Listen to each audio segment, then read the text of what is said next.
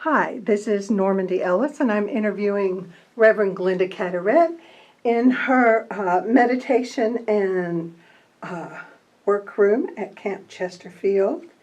And Glenda, it's glad to be with you today. Well, glad to be here with you.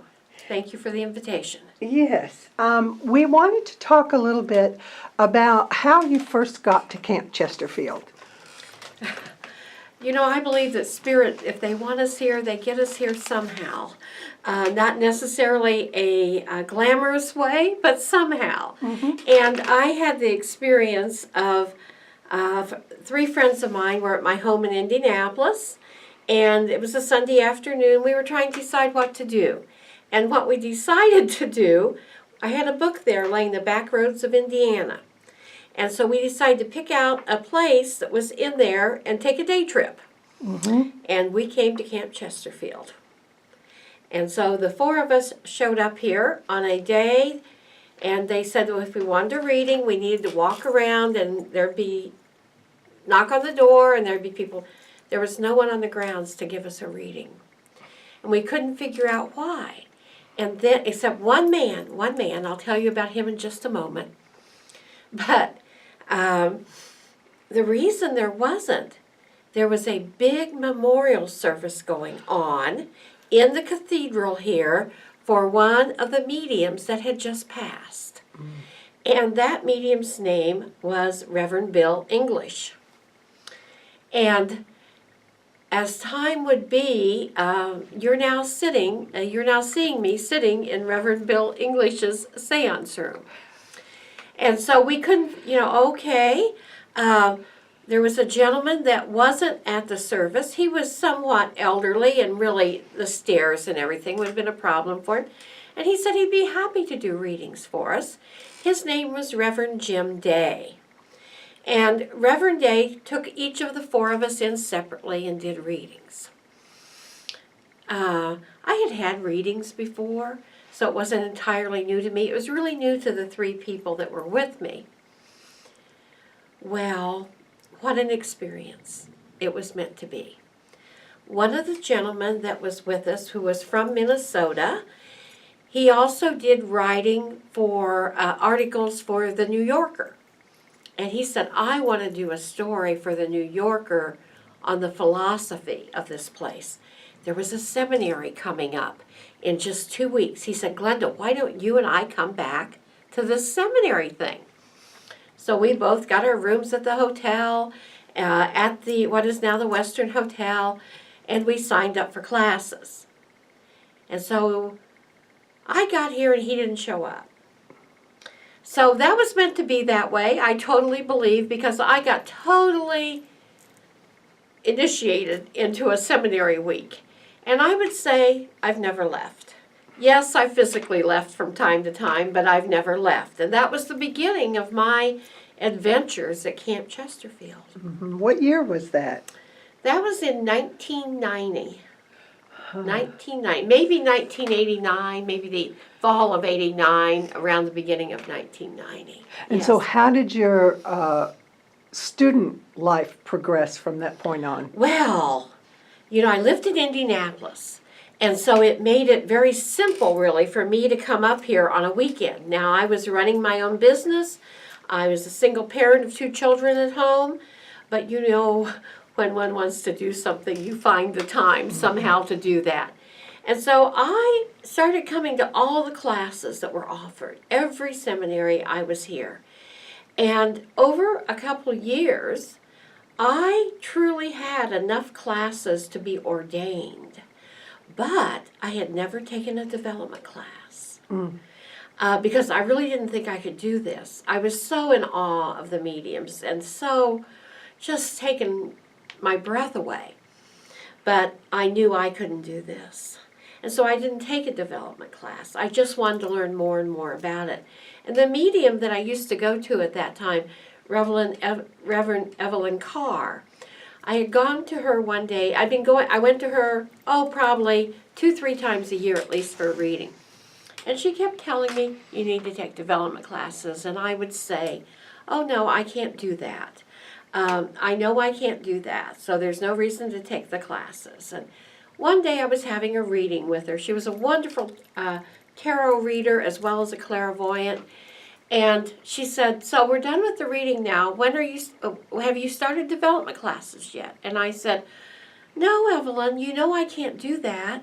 I said, you know, I run a business. I have 2 children at home. I just don't have time. And she said, but you're up here taking classes all the time. I don't understand. And I said, oh, well, I just can't fit it in. I'm just too busy. She said to me, no, Glenda, what is the real reason that you aren't taking development classes? And out of my mouth came Spirit's answer, not Glenda's. Because I thought, who said that? I said, because if I do, it will change my life forever. And I don't know if I'm ready for that. She says, well, you just sit here for a minute. We were out on her glassed-in porch. She went in, and she called the medium that lived across the street from her, Reverend Louise Irvine. Reverend Louise Irvine had been gone because of her husband's passing for almost a year. And she was known as the strictest teacher on the ground. She was known as only taking advanced students. And Evelyn walks back in. She said, I've called Reverend Louise, and she's standing on the front porch waiting for you. And I said, well, what? And she said, I'm going to walk you over there. And she literally took my hand, walked me across the street, put my hand in Louise's, and said, here's your new student. And Louise said, well, be here Wednesday night at 7 o'clock. And that's all she said. This was a weekend. Wednesday night at 7 o'clock, there I was. And I was in a room of about 10 other people, sitting in a horseshoe development class. And I'm thinking, this is just crazy because I can't do this. And I watched her go around very methodically to each person, and she said, each of you may either do messages or trance, your choice. And I'm thinking, that would be very nice, but I can't do either one.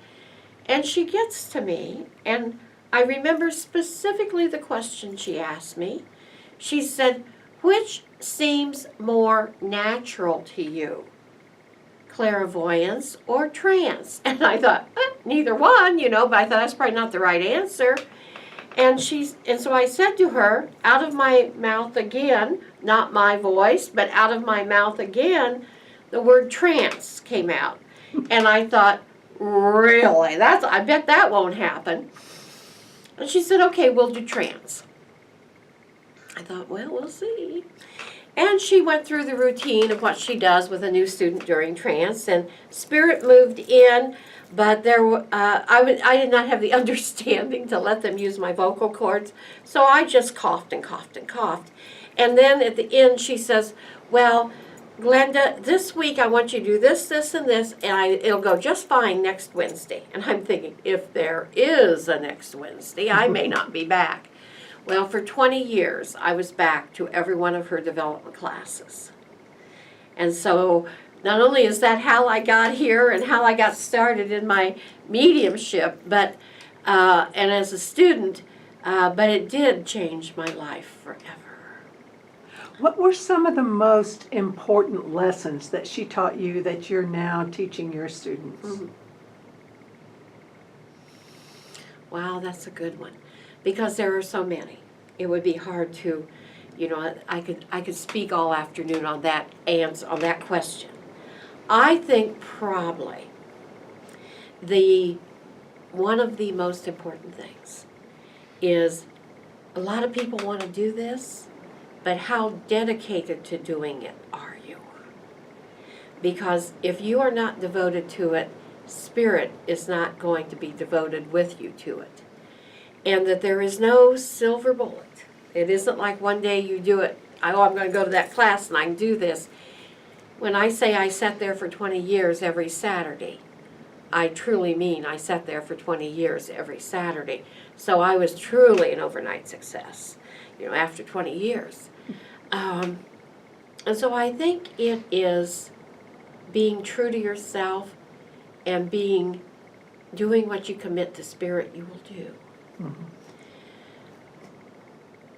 And knowing that this walk, any spiritual walk, including this one, is a walk in faith.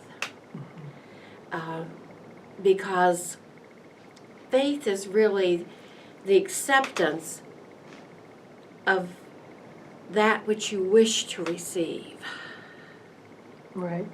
And so it isn't something you see, it isn't something you can touch, but it's the truly accepting that what I wish to receive is possible. Right. So, the lessons are very subtle and elusive, and yet they're day by day. I've often had, had students ask me, I don't understand if I've taken all the credits in the academic section and I've met all the criteria, it says I have to wait for 2 years to take my first step into mediumship, my first certification. I don't understand why. It's because it's a progression, it's a journey, and you have to have time to walk the journey. That is more important than any class, any individual criteria. It is about taking the time to take the journey. Right. And with that comes the experience. With that comes, oh, I just learned that. Oh, I probably now need to go back and relearn this because I see it a totally different way. You have to walk the journey to know what it is that is there for you. Because as you walk the journey, not just to mediumship, but you make the decision you want to walk it as a healer, and you also want to walk it as a minister. There is much that has to change in you to be each of those. It's a progression. It is. So, which of your gifts developed first, and how did you recognize them? Well, trance, which is not necessarily the normal way of looking at it. From the very beginning, trance was always easier for me than clairvoyance. The catch-22 on that is that you can only take your trance to a certain level, and if your clairvoyance isn't strong enough to support it, then your trance can't go past a certain level. So even though I love doing the trance, and I still do today, I really had to go back and say, now I need to become the very best clairvoyant that I can be in order to take my trance to the level that I want to take it. In the process of doing that, I came to also enjoy the clairvoyance very much, but trance was the first to develop for me, but it only develops to a certain level unless your clairvoyance is strong enough to support it. And when you were working as a clairvoyant, not necessarily as trance, which of the clairs developed first? Oh, And how did that happen? absolutely, absolutely. The intuitive, the sensing, the knowing. I can remember, dear Reverend Louise, who truly was the only development teacher I ever had. I mean, Evelyn Carr walked me across the street, and that's where I stayed until just a year ago when Reverend Louise made her transition. But the intuitive medium was always my strength, just the knowing. And I would hear people saying, I see and I hear, and I would say to Reverend Louise, when will I ever be able to see or hear anything? I can't see or hear anything. And she says, just stop it. She says, use what you have. Learn to be very good at what you have. The gift of knowing is the most full mediumship you can have. I know, but I want to see or hear like everybody else. Well, I came to understand not everybody else was seeing and hearing either. That's just the phrase they used. And then I also came to know that seeing and hearing wasn't out here. It was supposed to be in my head probably. And I thought, oh, you mean the pictures and the thoughts that I have? That's seeing and hearing? Yes, Glenda, she says, that is seeing and hearing. Oh, well, I thought I was trying to make it be something that it wasn't. Over the years, I had said that to her so many times. And she would always say, work with your strength, work with your strength. And I took a class with a one-day workshop that was offered here at camp with Reverend Marilyn Rosner from Canada, who has a home here, but is only here a very short period of time each year. Well, she's a short little lady. When she would stand in front of me, her eyeballs were where I was when I was sitting down. And she came up and looked me in the eye that day out of nowhere and said, Glenda, by that time I was a Reverend Glenda. She said, you're a knowing clairvoyant. You're a knowing medium. That is your strength. And I said, yes, ma'am. And she said, you need to work with that, and if you work with that, everything else will happen. What a revelation. I went back and said to Reverend Louise that afternoon in development class, you won't believe what I heard, what Marilyn told me. And she said, really? Do you understand how many times I've said that to you over the last, 5, 6, 8 years? Yes, I do. And she says, well, it must be true if 2 of us now told you that. So I would say knowing, that intuitive mediumship, the solar plexus type of knowing is what my strength has always been and still is today. But I do understand that I see and hear, and it's in my head, and that's the way it's supposed to be. I see outside, what we call objectively. I see outside occasionally. If that's once or twice a year that I hear Spirit's voice out here, or I see Spirit out here, it's like I want to get up and do the happy dance. I did have, sitting here in this room, I was doing a reading for a lady who had never had a reading before. Her daughter, who was one of my students, brought her to me, and I was doing the reading for her, and out of the corner of the room over here came the voice that said, Mom, it's Teresa. And I could hear it, and she could hear it. Mm-hmm. And she said to me, how did you do that? And I said, oh, I didn't. That was your daughter talking to you. And she said, I think you have it on the music on your recorder. And I said, no, really, I don't. I'll even give you the CD to take home with you. It's not on there. But so that type of experience is kind of an aha experience for me when it happens. Mm-hmm. That type of what we call indirect voice has maybe happened a half dozen times for me over the years. So there are other gifts that come in, but the strength is the knowing, and then the hearing and seeing in my head. So we're sitting here in Bill English's room, his Yes. seance room. When did you buy this place? I bought it in 1993. I bought it in the beginning of April of 1993, and I was ordained at the end of April 1993. It had been left sit open for about 7 or 8 years.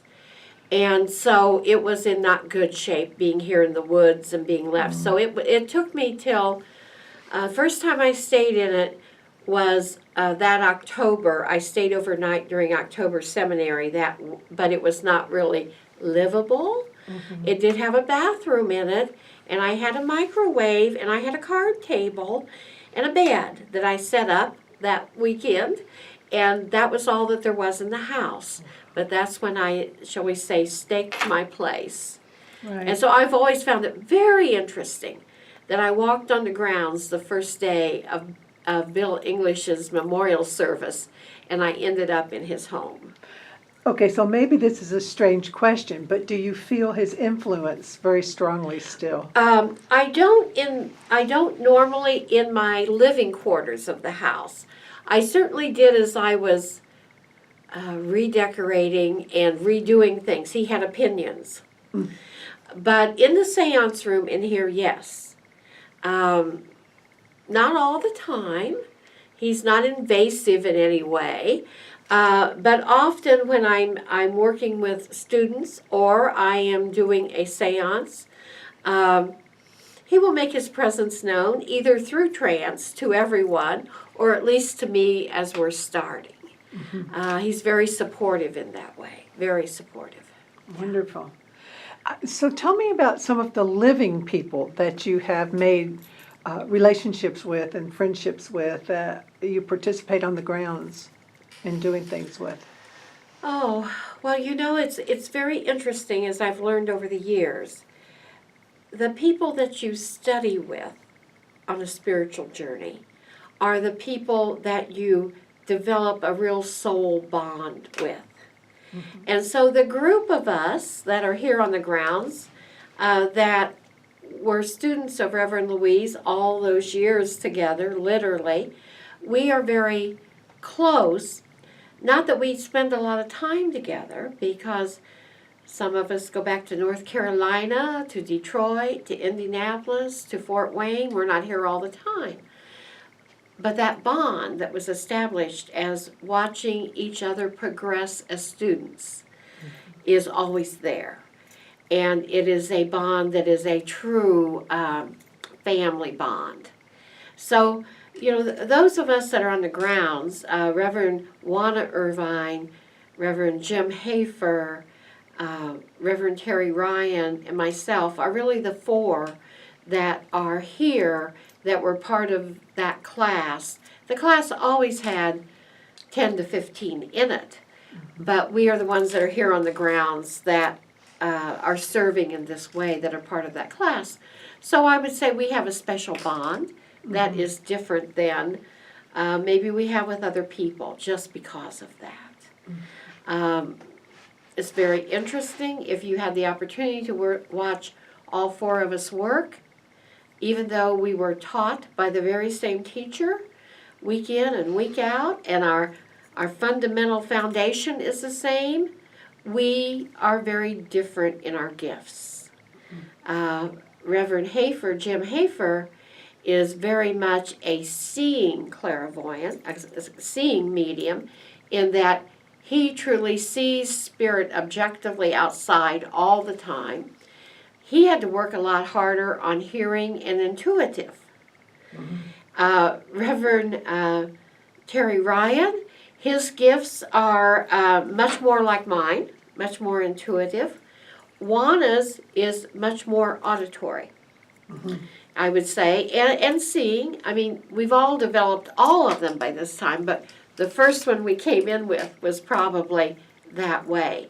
So we're very comfortable with being around each other as we're working, because we grew up that way. I used to, as a student on the platform, and then as a staff medium on the platform, Reverend Louise would always, if any one of us was working in the church, in the chapel, she would be there to watch us all the way through till she became ill.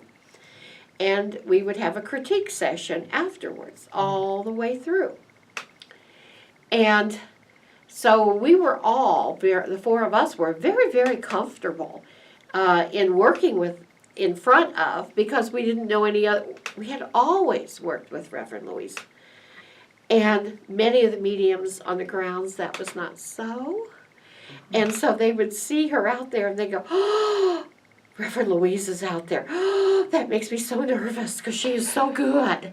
And she was an excellent medium and minister. And so we never had to suffer through that, because we didn't know any other way to work except with her watching us. Right. So I would say over the years, certainly, other people have become good friends, neighbors, colleagues. Particularly, I've enjoyed over the years learning to work with Reverend Mary Beth Hadaway. I believe she is not only an excellent medium, but also an excellent healer, and works very well metaphysically also. And so I've enjoyed learning to work with her over the years. What were some of your more memorable platform experiences? Oh. One of the things that I became kind of noted for was doing flower messages, which is a form of clairvoyance. And I especially remember two messages over the years that Spirit gave through me with the flowers that were both times it was like, well, I'm done because it can't get any better than that. The first one was there was a beautiful white, full bloom white rose that was in the basket of flowers I had. And I found it in my hand as the first message. And I hear a gentleman walk up and say to me, that is for my wife. This is our wedding anniversary today. And I always gave her white roses on our wedding anniversary. And my name is Joe. And I said, Joe is here and would like to speak to his wife. And he has this beautiful white rose for her. Well, she just went into tears and joy. And she said, oh, he used to always give me white roses on our anniversary. And as I said that day, it doesn't get any better than this. I think I'm done, even though it's my first message. I can't get better than that. So it was I remember that one so clearly. A few years later, there's one I remember. My joy guide, Poppy, always goes to help me select the flowers. And it was around Christmas time. And they have these little miniature live Christmas trees. Mm-hmm. And she wanted one of those for in with the flowers. And I said, no, we're not doing that. But when I got to the checkout counter, there it was. And so I went ahead and bought it. I put it in the flowers, and I thought, I'm probably not going to use this. I put it in the basket. It'll just look like it's a decoration in there. But about midway through the time I was on the platform that day, I realized I'm holding the little Christmas tree. And there was a gentleman midway down the church, an elderly gentleman that I had not even seen in our church before. And there was a gentleman that stepped up beside me that said, I'm his father and my name is. And the Christmas tree will have great meaning to him. So I said, may I speak to? And the gentleman that's halfway back, and he said, yes. And I said, your father, I don't remember his name, of course. Your father, let me just say James, is here. And he wants you to have this Christmas tree, wishes you Merry Christmas, and says that it will bring back memories of other Christmases. And he says, oh, my father and I owned a Christmas tree farm. And I grew up on a Christmas tree farm helping him with the Christmas trees. Wow. You just can't make that stuff up, So those are probably the two that I so remember. I so remember the best. Yeah, that's great. Are there places on the grounds where you walk or move or find a real connection when you're here? Well, over the years, and yet today, it's not been one place for me. It's been the process of walking the grounds. Mm-hmm. And I have found that I like to do that when no one else is around, no one else that isn't a spirit is around.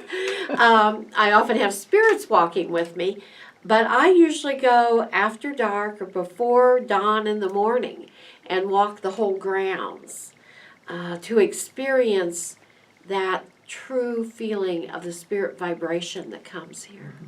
So it's not one place for me. It's the presence of the grounds when it's in silence. Mm-hmm.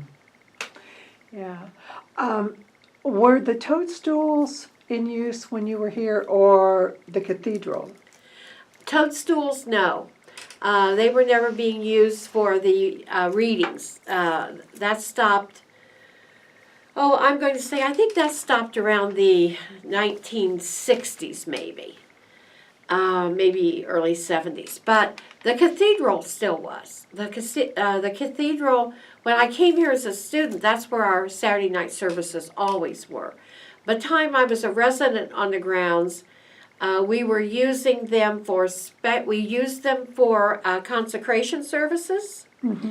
and we used it for very special Saturday night services. Probably worked on the platform in the cathedral myself maybe a half dozen times. Mm-hmm. And then because of deterioration and really not wanting to put the cost into it, that it became not really safe to be used. And so we haven't opened it now for several years. Can you give me some idea of some of the other more pivotal experiences, maybe off the platform, that you had while you were here?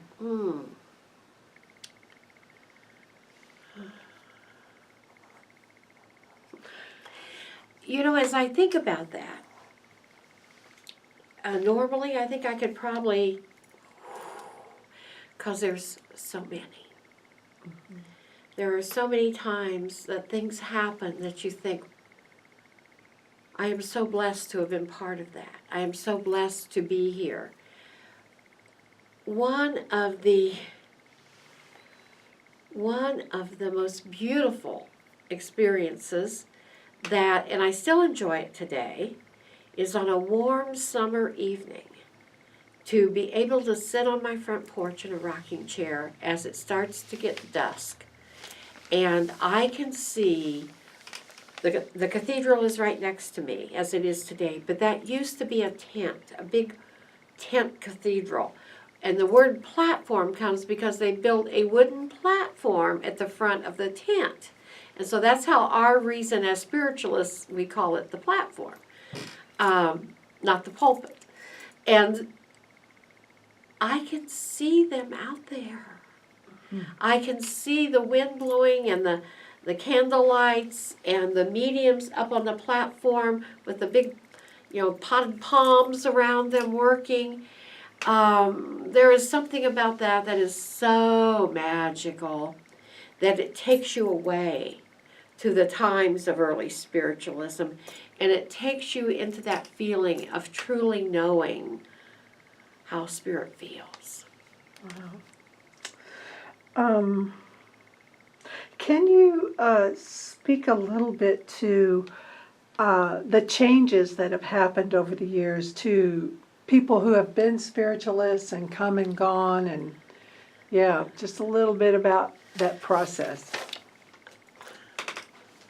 We have no way of knowing when someone walks on the ground what the reason is Spirit has brought them here.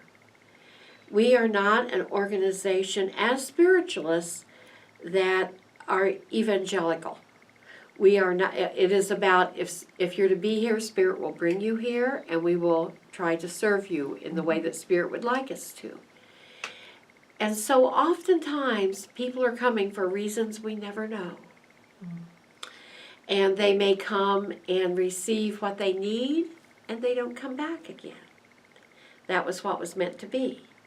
They may come, like I did, and never leave. They may come for long periods of time, and then for whatever reason in their other part of their journey, step away. But oftentimes, they step back in at some point. The moving into the philosophy of spiritualism is moving into God's natural law. Our principles are pretty simple until you start to try to live them, and then they're pretty complex because you start to understand that you are responsible for your own journey. It's very interesting to watch folks go through that journey in many, many different ways. Just last weekend, we had a women's retreat here. And we had many of the women that came in. 2/3 of the women that came to that retreat had never been on the grounds before. And they came in on Friday evening, tired from a week of work, kind of disheartened for various reasons in their life. And through Spirit and what was open to them that weekend, on Sunday when they left, they were full of joy. And they were starting to say, there's so much more, I can't wait to learn more. Wow, to watch someone just in 2 days, 48 hours, go through that type of transformation is a blessing to watch. And it happens every day here. It happens every day. How do you rejuvenate yourself then? Because the work that you do is very difficult. So many people want something from you. And so how do you, this is my last question, how do you give back to yourself what you need? It is important, in my opinion, especially if you live here on the grounds. I've seen this over the years. My teacher taught me this, and I believe it. You must be able to get off the grounds and away from this energy and be in a different existence. That may be another work situation, that may be family, that may be traveling, but a different vibration. That's very important. It's also important to learn to do your work wherever you're doing it, whether it's here or where I live in North Carolina or when I travel, to know what your limitations are and to say, this is what I can do and do well. Now I need to rest. Mm-hmm. And being able, over the years, to say, I do not have to do more than I can physically, mentally, or emotionally do. I have to be the one that governs that. Mm-hmm. So it is my quiet time, it is my family time, it is my walking in nature. It is the things that I know that start to nurture my soul and spirit, mm-hmm. and get myself centered again in order to be present for someone. Right. Okay, any last things, thoughts that you would like to pass on? I think that what I would say is try to have the courage within your soul and spirit to step out and do what feels like it's authentically you. Many of us don't have that, and we miss so much when we don't. That's what I would say. Thank you so much, Glenda. You're very welcome. My pleasure. All right. And if I didn't say it before, this is May 19th, 2017. Thank you.